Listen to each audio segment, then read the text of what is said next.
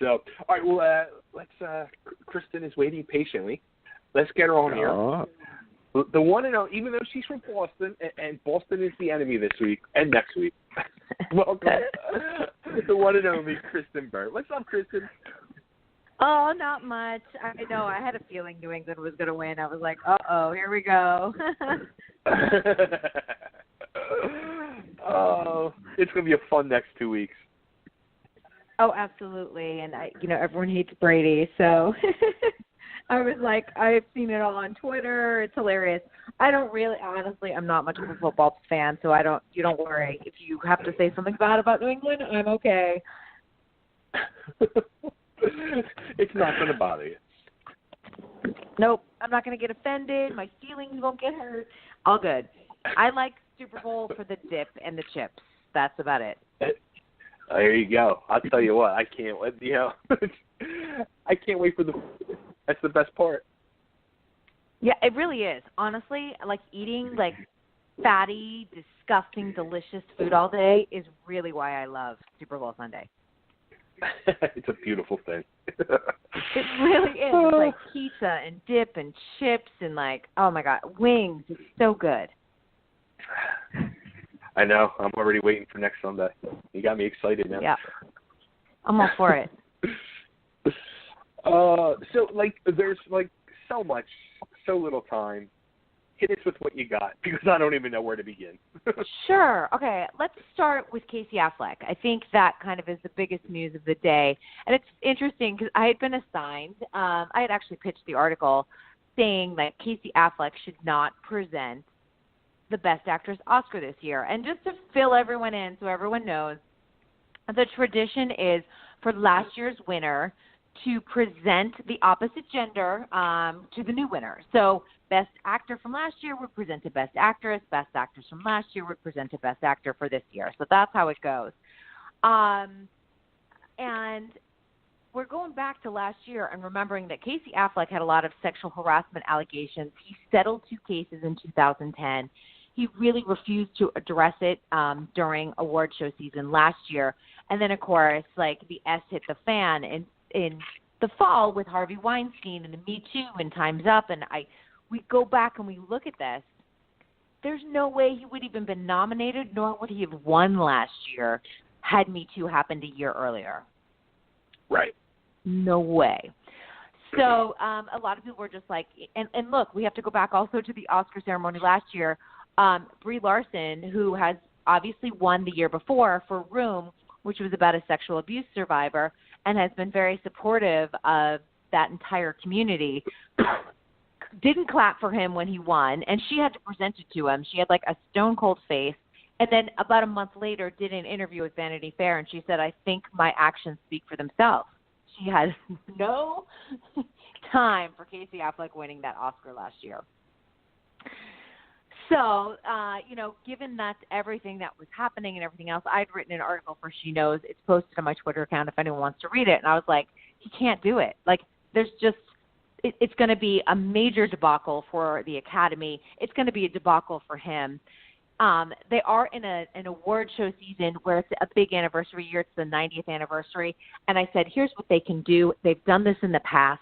They bring out 5 prior winners from the same gender, and they talk a little bit about each nominee, and then the women present that Oscar to the current winner. It's worked very well in the past. They did it the year that Kate Winslet won for The Reader. I think it was 2009. I was like, that's the way to go, and that way the Oscar or the Academy avoids all controversy. So to sum up, Casey Affleck took himself out of the running, took himself out of the Oscars. He won't even be there, so it's going to be a non-issue. So did they say who will be actually presenting this time around? Or? No, it's a little early for them to announce any presenters at this point.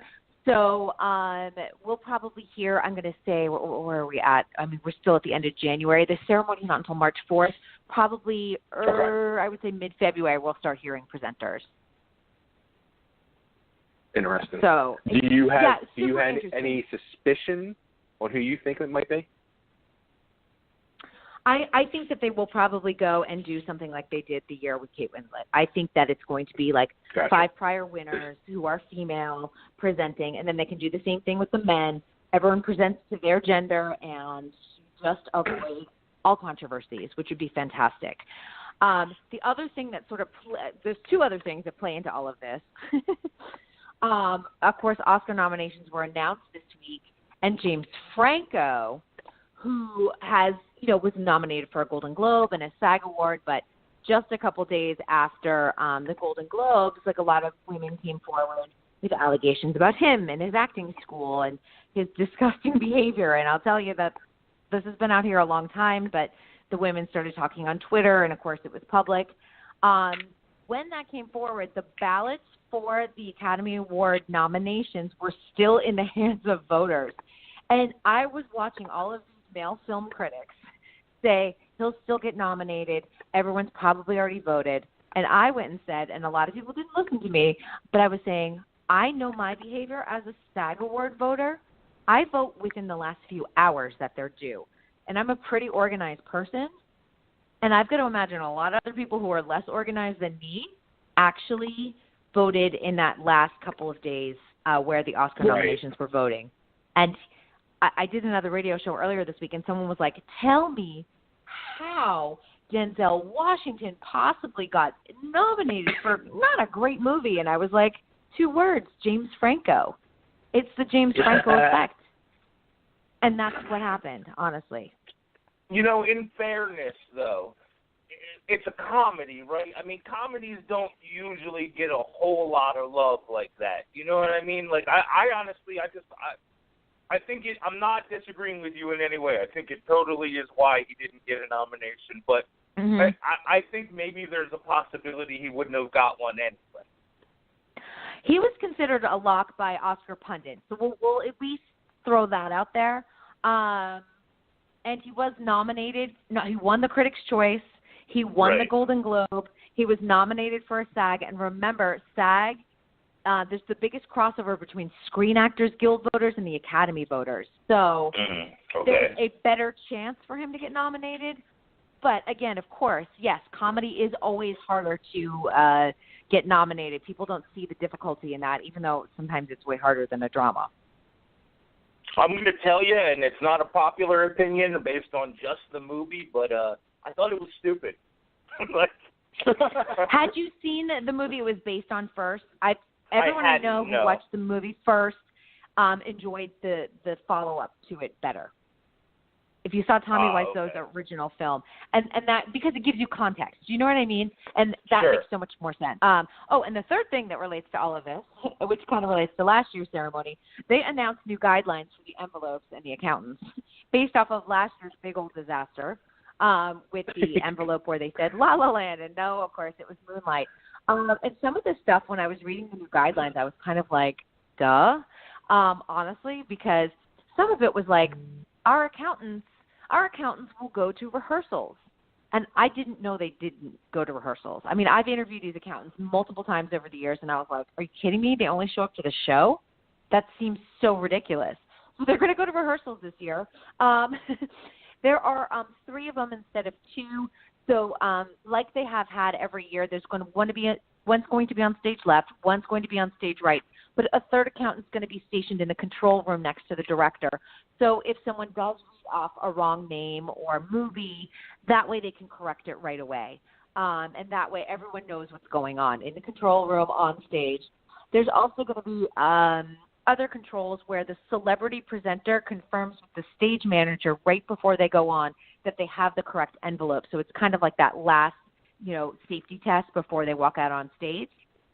And then the other one, which is completely like super duh, the accountants are not allowed to have their cell phones and tweet during the show. They're going to have to check them at the door. Oh. And that was the big deal because the accountant that got in trouble he was tweeting instead of paying attention to what envelopes he was handing out. And obviously they have to stay off social media, which is fine. The accountants that were involved in the debacle, too, are completely off the show. They did not lose their job with PricewaterhouseCoopers, but they lost their nice perk, which was the accountants at the Oscars. Now, something we talked about last week is, and I heard a couple of these conversations during the SAG Awards and stuff, but people were talking about the possibility of changing some rules and saying that, you may not qualify for a nomination if there's some sort of sexual misconduct or morality issue. And the one guy on the news said something along the lines of, it is a union, so they do have the right to go in there and require certain things from their members. And I think that's a brilliant idea. Yeah, you know what? And you're absolutely right. It is a brilliant idea if they do decide to adapt that rule. They just released a new code of conduct for onset rules and what your behavior is supposed to be like. But I would appreciate it during award show season 2, only because, and I think we've talked about this, it's really hard to separate the performance from the personal life and what's going on. And I honestly didn't vote for James Franco. He wasn't going to be my top choice anyway, but had he been my top choice, I probably would have declined to vote for him, just because it's so hard for me to separate that. And I know I'm not the only one, and I'm being honest about this. Sure. And I think, if you do have a code of conduct, not only is it based on your performance, but you are upholding the rules of the guild by being a nominee and by being an honoree and by being a winner. I think that's fair. I agree. And that way it takes out all the murkiness out of it. That way I don't have to sit there and go, well, I didn't vote for him, even though I realize I'm voting for the personal stuff, but I should be looking at the performance. It clears up all of that, and then we're just done. Agreed. Yeah. So I saw earlier possible or rumors, either ABC's the one that really are pushing for this, Caitlyn Jenner on Dancing with the Stars. Yeah, and it's, because they are doing, and just to refresh everyone too, because there's so much, we talk about so many things. Dancing with the Stars for this spring is only going to be a mini season, so it's only going to be 4 weeks. And this is a direct result of American Idol and their overblown budget. So there just wasn't enough budget to go around to do a full season of Dancing with the Stars. So they're considering this a spinoff. They're not considering it like season 26. They're considering this a spinoff, and it's an all-athlete edition. So Caitlyn Jenner, obviously being an Olympian and an athlete, would definitely be a get for the show, because it would be obviously a big talking point. She would not be the first transgender person on the show, because we know that I'm going blank right now, and Chaz Bono, thank you. Yep, Chaz Bono was the first person on the show. But I think time has passed. Minds are a little bit more open, and so I think would be maybe an easier ride for Caitlyn. However, Caitlyn has said not interested. Caitlyn's more interested in running for office. Whoa. Yeah. And that's also a big game changer. Caitlyn, obviously a big part of the Republican Party, a party that really doesn't represent the LGBTQ community, especially the transgender community, very well. So, or at least with the current administration. So it would be interesting. I don't know if that would, running in California, it would be an easier win, although the reality show aspects of Caitlyn Jenner being tied to the Kardashians do make it harder for her. I think if Laverne Cox ran, super easy. I think Caitlyn Jenner, harder. And also a Republican, making it harder in California. You know what, though?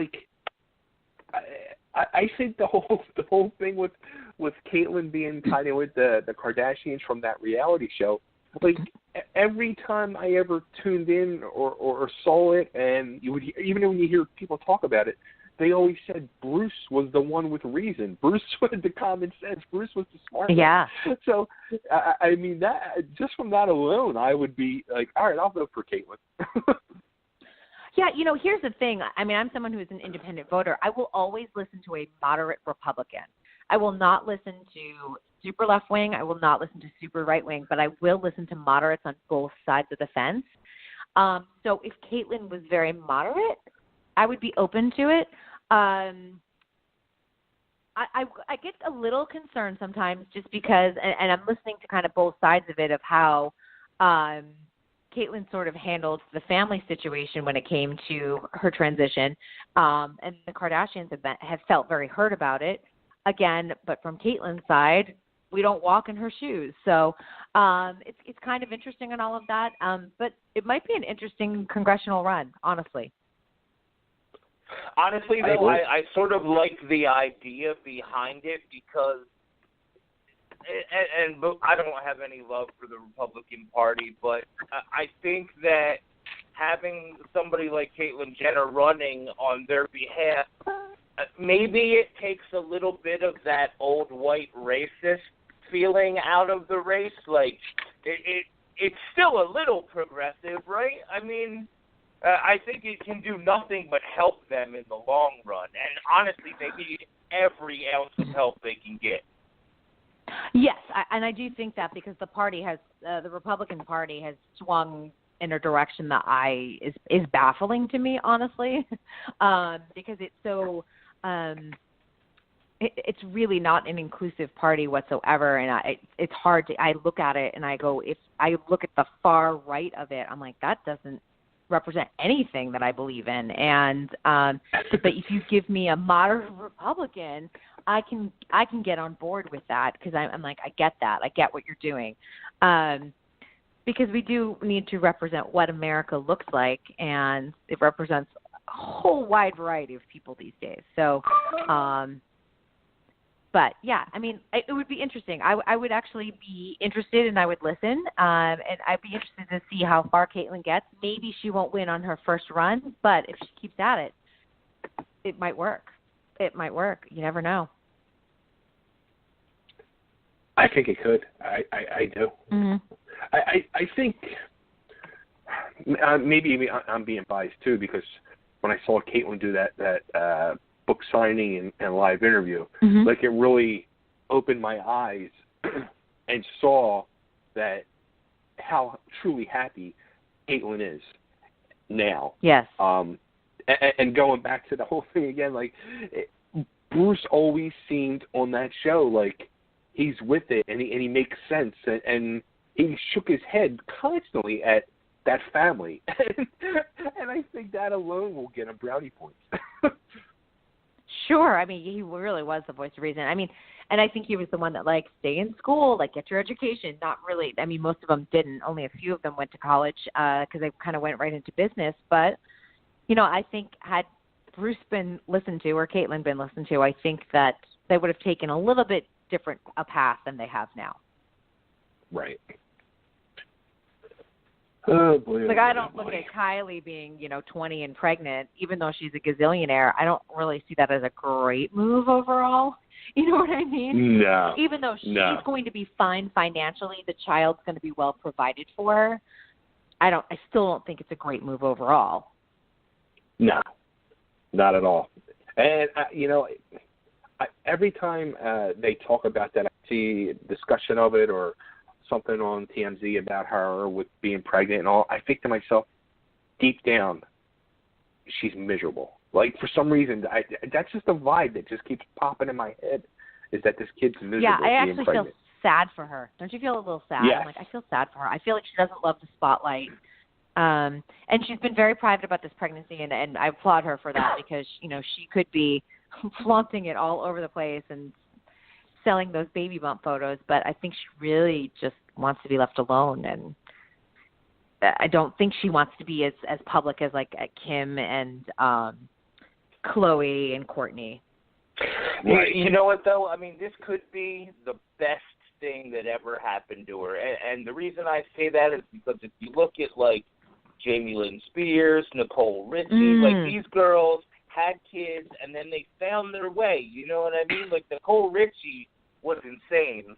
You know what I mean? She's driving the wrong way down the highway. Freeway on drugs.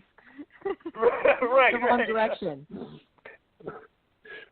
Yeah, because it does give you a purpose, and it doesn't give you just your own purpose. Like, you're responsible for this little life, and maybe that'll make her retreat a little bit more and just go, you know what, I don't need all of this, or maybe it makes her happier, which is good.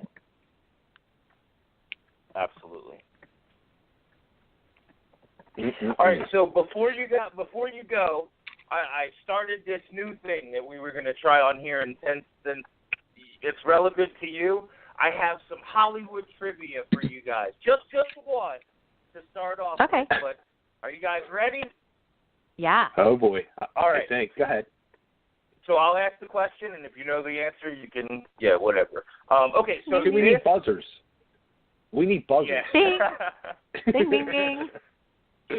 Okay, so this beloved Hollywood actress served as the chief of protocol for the United States and was the advisor to the president, the vice president, and the secretary of state on matters of international diplomatic protocol. She also held the title of assistant secretary of state. Jane Fonda. Good guess, but no. Anybody else? I was actually like, damn, Janetti's got an answer.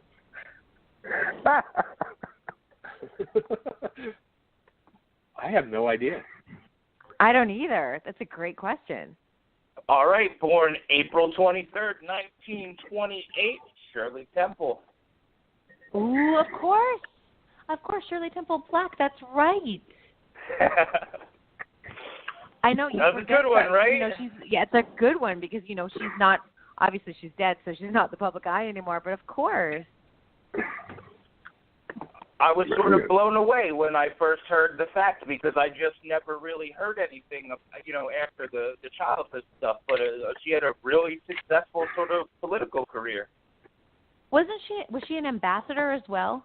Did you mention that? Ghana and Czechoslovakia. Yes. Okay, great. Yes. Yeah. I do remember that part. She was a smart cookie. Wow. I never would have known that. I know, that's cool, right? That was a good one. I mean, Very cool. Yeah, and it also is. Oh, go ahead. Go ahead. I just was going to say it's a good ending to a child star story. Absolutely. Yeah, that's very true. That's a rare one right there. Yeah. So I got a question for Kristyn. Going back to all this sex scandal stuff and everything, one of the people who's had a few lawsuits brought against him now, and I just saw one of them was for like $5 million. Russell Simmons. Like, was there talk of Russell Simmons being one of them deviants, in the Hollywood? You know what I mean? Like, or is this like a shock to everybody? Funny, I was in New York around the time that Russell Simmons was kind of like on the rise in the early 90s and stuff like that. And he was well known to be, I would say, a womanizer. Of course, it does not make you a sexual assaulter or sexual harasser by any means. So there were at least stories of like him being a player. So that like foundation was there. However, I had a friend that worked with him recently within the last 2 years, and she's like, gosh, he's so evolved. He's like a yogi. He's into meditation. But she said he always talks about, like, his darker life, his darker days. She never really got into what it was. So when the allegations come out, she was a little shocked, But there's been multiple women on Russell Simmons. I mean, we're talking, I at least know that there's more than 5. So, right. And, that early, if you have to go back and remember that early days of like East and West Coast rap and the rivalries and, Tupac. And I mean, I remember that early hip hop culture in the 90s when everyone was starting to get fame and money and record deals. It was a big deal. And they were definitely like, if you go out to some of the clubs and even talking about some of the mainstream clubs, not a hip hop club, when they were there, like you knew it. So there was a lot of power there, and there was that fame, and that that's when MTV really had a shift too. And so I think it's interesting, and I think that there was a lot of dark subculture. There was still some of that like gangster rap that a lot of these people were coming from Compton at the time, or they were coming from rougher parts of New York City. There was drugs involved. And they were dealing. It wasn't just like, hey, I'm doing drugs. A lot of them were drug dealers at the time. Jay-Z was a drug dealer. So, I mean, there's a lot of darkness there. And I think some people were able to rise above it, and other people, were really stuck in that darkness of it. Right. Now, did you see also, too, there was a WWE wrestler who was accused and fired this week? Yeah, and WWE was like, even though an investigation is going on, they're like, we have no time for this. So I think we're really reaching a point, and I think, we've all watched, we talked about it last week, we talked about, USA Gymnastics. People are finally just saying, you know what? We can't deal with this. And I got to be honest, I see tweets now, people are like, this is a witch hunt, and I'm like, no, a lot of it's just women being silent for a really long time about stuff. Right. For those poor gymnasts, it was, years and decades of people not believing them. But I think WWE is also like, they must have enough evidence on paper that they're like, we can't deal with this. They must can't just fire. I have a friend who works as a referee and an announcer there, actually, and according to him, and again, this is just according to him, but apparently the guy knew that this was in the works for a while, and he decided to keep it a secret from them, and they sort of looked at that as an admission of guilt. Sure, that's shady behavior. Because if you're innocent, Absolutely. Aren't you doing everything you can? Because we do know some people get accused sometimes. I feel like it happens in sports a little bit more than maybe some other areas. But if you are innocent, don't you come forward to your boss right away going, I'm so scared. This is what's happening. I'm going to lay it all out to you. This is where I met this person. This is what happened. This is what I know. My lawyer's involved. Whatever it is, aren't you on board as soon as you can to try and clear your name? I would be. Especially if it's a job that's going to land you on TMZ.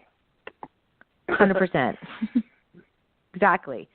And, so I think that, we're seeing we're seeing organizations, I think, really take a hard line on this, going, if you can't come forward, then we've got zero tolerance.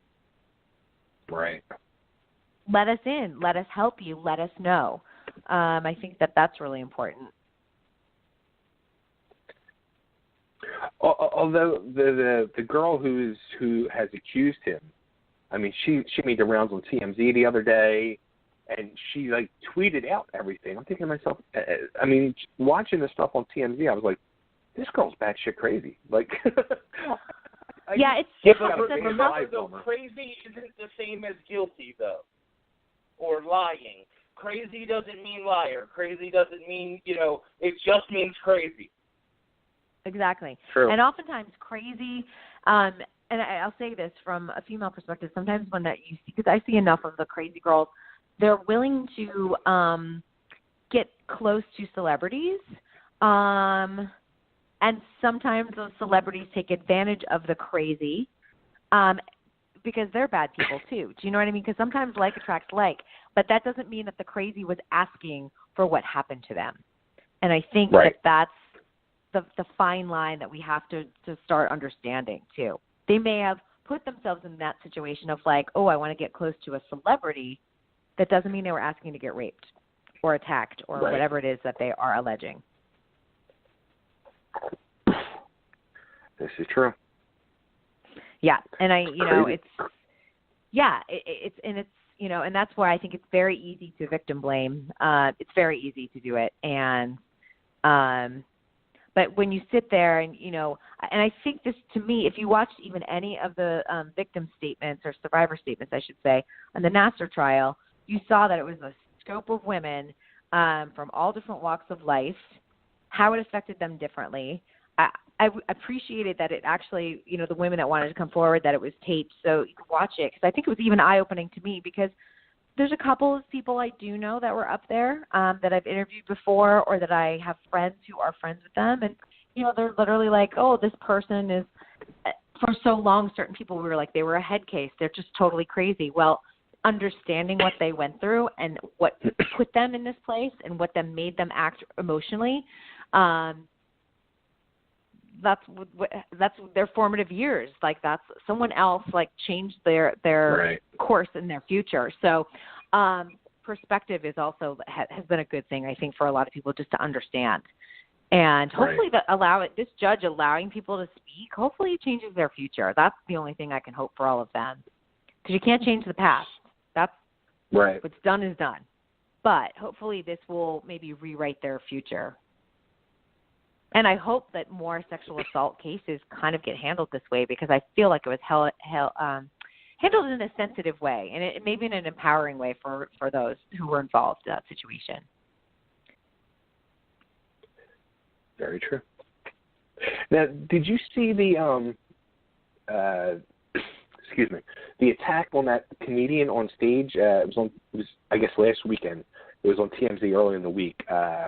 Steve Brown, a person in the crowd, just got up on stage and attacked him, and then was like fist fighting, and then the dude was swinging the mic stand at him and throwing stools, and it was a crazy, frightening scene. I was scared, watching. I mean, this guy was just out of control, trying to kill this guy. Do you know what's weird is that it's been happening a lot. Go to the extreme of Celine Dion. One of her fans got up on stage and started hugging her, but she was drunk. And it's amazing to me how slow some of the security guards are to react to these situations. That's what my big question is. Yeah, if you watch that Flavor Flav video, it takes the guy forever to get over and help him and try and pull that guy off of him. Yeah, that's what worries me the most, because obviously, you go to a concert, alcohol is served. If they pre-gamed before they even showed up to the venue, it's easy to be, stupid drunk. And these people are making their way on stage, and I'm like, how are they making their way on stage this easily? And then why isn't security capturing them, getting up on the stairs or the second that they hit the stage? I don't understand that. Yeah, I mean, it was frightening. I mean, you would think after the guitar player from Pantera, Dimebag Darrell, it was 14 years ago or something, that he was shot and killed on stage. A guy got up on stage and shot him in the head. I mean, you would think after that, these clubs and stuff would tighten up, but they haven't. Yeah. And what was that girl? And she was a YouTube star. I can't remember her name now, but it was right after the Orlando massacre. Was that Christine Grimmie? Christine Grimmie, yes, thank you. That was during a meet and greet. And, the meet and greets, the VIP meet and greets are a great way to make a ton of money on tour. We all know it. I mean, I see it for Dancing with the Stars. Some of these people are paying $1,000 to meet. And I'm like, how secure are these? Obviously there's metal detectors and things like that, but if a fan wants to go crazy, they figure out ways. And it's just one of those things. I'm like, I just feel like we haven't tightened up the security in the way it should be. And when they do bag checks, come on. I have bag checks done sometimes, and they're like, oh, is that a computer? Great, thanks. And then they don't look in the rest of my bag. Do you know what I mean? And that was even at the SAG Awards, honestly. I had a big, huge bag, and as women, we usually travel in our flats and then put on our shoes when you hit the red carpet, because we have a long way to walk from the parking lot to security. Woman who was checking my bag was like, oh, are those your shoes? I was like, yep. And they were legitimately my shoes, but it could have been anything else. They were in a shoe bag. She couldn't see them. Wow. Yeah, and that's the SAG Awards. Now, yeah, it is scary. And also, here's the other thing. I'm ratting out the SAG Awards. I for some reason, I know this has happened more than once though there. But my badge, I had gotten an upgraded badge in between getting my first badge and my second badge. And you have to go in and you have to get a new chip, because they're all RFID chips. And so I got my new one. They supposedly activated it, but they didn't. So by the time I got to the red carpet and they scanned it, there was no photo attached to my badge number. And they called it in, and the person was like, great, you're in the system, you're totally fine, we'll activate it again right now. Supposedly they did, but they also rescan it again anytime I went inside to go to the restroom, or when I went backstage to go to the press lounge, and they were just like, the guy was like, can't be bothered, you got in obviously fine on the red carpet. Well, what if I had snuck in? Do you know what I mean? Right. And again, I realize I don't look that intimidating. I'm 5'3", I'm not that big. I'm in a gown. But at the same time, I'm like, this is supposed to be like on lockdown, and it's not. And all night people are just like, go in. It's fine. I don't know, man. You could have been like Atomic Blonde or Red Sparrow. You could have got in there and roughed someone up. I am Red Sparrow. I'm also a dancer, just like Red Sparrow. So there you go. Yeah. No, but it is something to really think about, and I do think about it, and I realize, like, I am not a threat. However, someone else could be. Sure, if it happened to you, it's totally possible it happened to, 5 other people. Correct. And you just don't know. What if it's that one person? They're like, you're fine. And that's probably what happens. Yeah, I mean, that is how it happens. There's like that one loophole in security. That's all you need. It's scary. Makes me not even want to go out. It does. Stay in your house forever.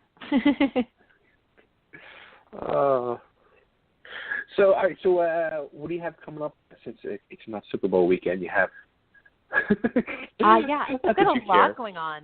It's going to be a busy week. I've got tomorrow night. I have the ACE Awards, which are the Editor Awards. Which these are because they're all the smaller guild awards. You usually get good access to some of the Oscar nominees, which is why we like covering them. But also it'll give you an idea of what's going to happen with Oscars, of course. And then I have the Art Directors Guild Awards, all the guys that do all the sets and the scenery, and gals, of course, on Saturday. And then Tuesday, I'm like, what day? Tuesday, I will be at the premiere of Step Up High Water.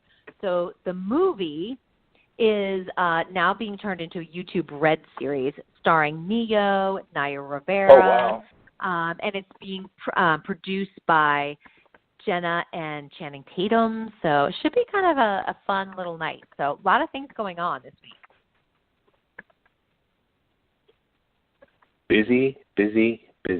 So actually, like more awards. Like, when will award season stop? After the Oscars, and that's pretty much it. The official end of it is the Oscars. Yes, the official end of it is the Oscars. And then you kind of roll into it's daytime Emmys. There's always something going on, but that official award season basically runs mid-August through whenever the Oscars are. And of course, we also have Olympics starting February 8th. So there's just a lot going on right now. It's going to be a busy 6 weeks or so. That's right. I forgot all about the Olympics. I know it's a weird one. There's a lot of people are boycotting because they feel like the USOC didn't support USA Gymnastics. So a lot of fans are saying they're going to boycott. You've got the weird North and South Korea situation. It's going to be an interesting Olympics. Probably something to at least keep your eye on, even if you're not watching every day. Kind of follow the news on that.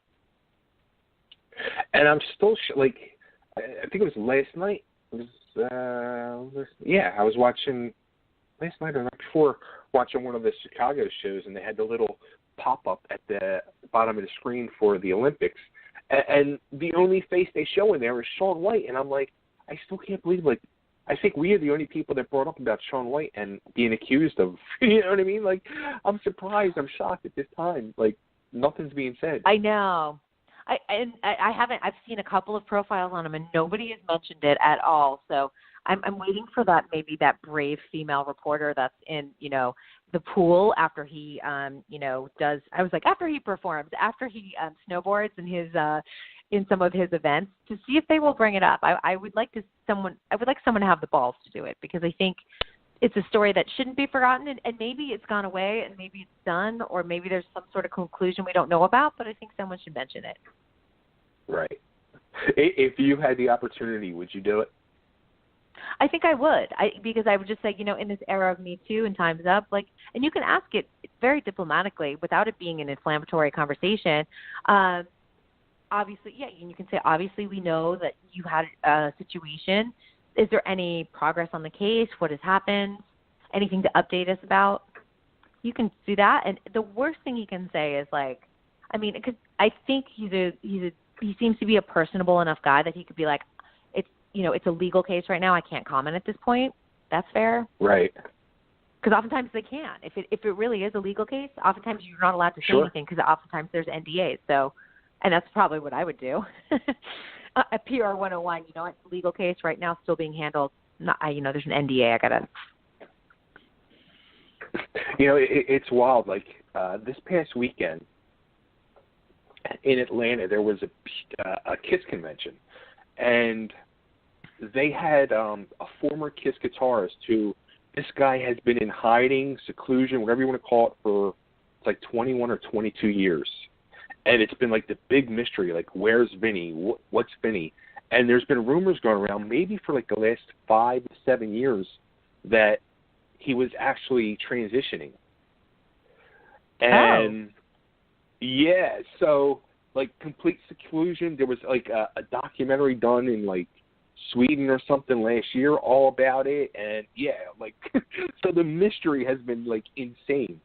So this guy somehow talked him into doing this convention, and I was like glued to freaking YouTube for the past week because they videoed everything. Like he actually did nonstop Q&As the whole weekend at the convention, and looking at him, he looks like he is or has transitioned. And even like I'm sitting there with my wife, I'm like, can you figure it out? And she's like, absolutely. And I was listening to one music radio host got to interview him, and I was listening to tidbits of it today, and he brought up saying like nobody brought it up at all, nobody asked, but the general consensus like that I was reading online is, and it kind of going back to the Caitlyn thing, even if he has, he seemed happy.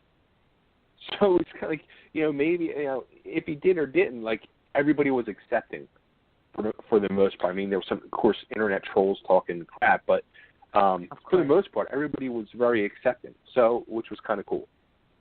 Yeah, and that's good news. And I think, the more, and that's why I always think, I'm like, if it bugs you so much, don't be around it. Do you know what I mean? But other than that, it's like, they are human beings, and they deserve our love and respect and support because, trust me, these people, anyone who is, whether, in the LGBTQ community, trust me, they do not choose this.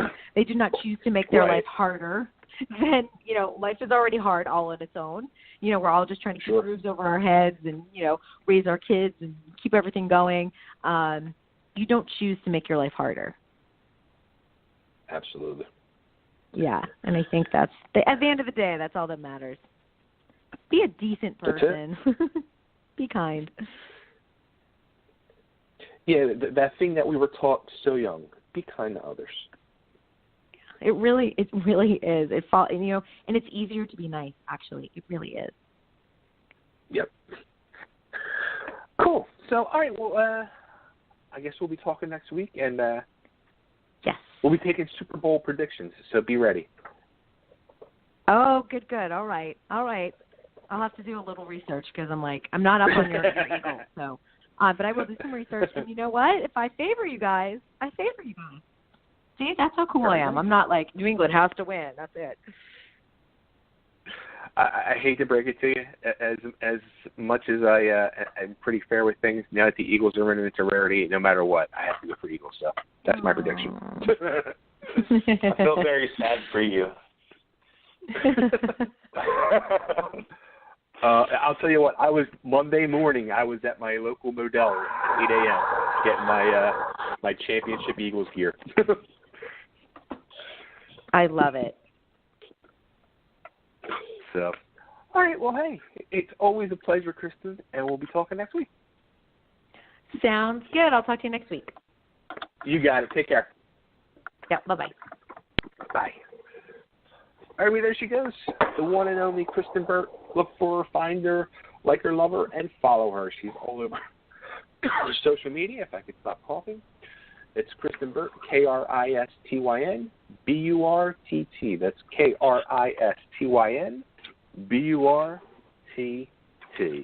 So let's